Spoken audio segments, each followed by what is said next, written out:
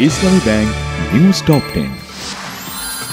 Dhaka medical সহ দেশের হাসপাতালগুলোতে সেবাদান চলছে শুধু জরুরি বিভাগ আর ওয়ার্ডে, বহির্বিভাগ বন্ধ।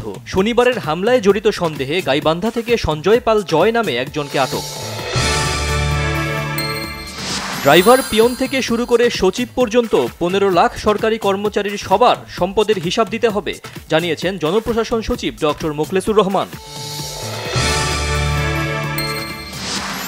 চলতি বা আগামী মাসে বাজেট রিভাইজ হতে পারে, জানিয়েছেন অর্থ উপদেষ্টা ডক্টর সালেহ উদ্দিন আহমেদ। বন্ধ করা হয়েছে কালো টাকা সাদা করার সুযোগ।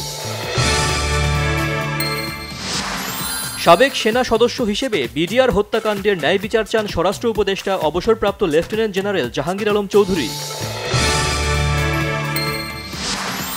অন্তর্বর্তীকালীন সরকারের প্রধান উপদেষ্টার সাথে দেখা করেছেন বাংলাদেশে নিযুক্ত চার্জ দ্য অ্যাফেয়ার্স হেলেন লাফাভি। দুদেশের স্বার্থ সংশ্লিষ্ট বিভিন্ন বিষয়ে আলোচনা।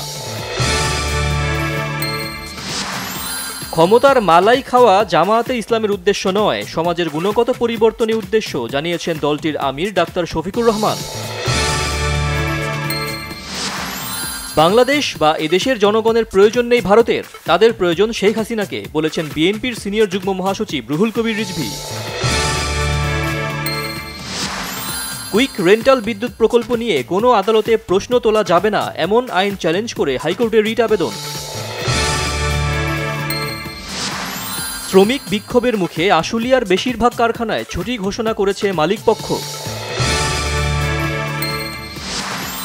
লিটন মিরাজের ব্যাটে রাওয়ালপিন্ডি টেস্টে ঘুরে দাঁড়ালো বাংলাদেশ, সিরিজ বাঁচতে লড়ছে পাকিস্তান।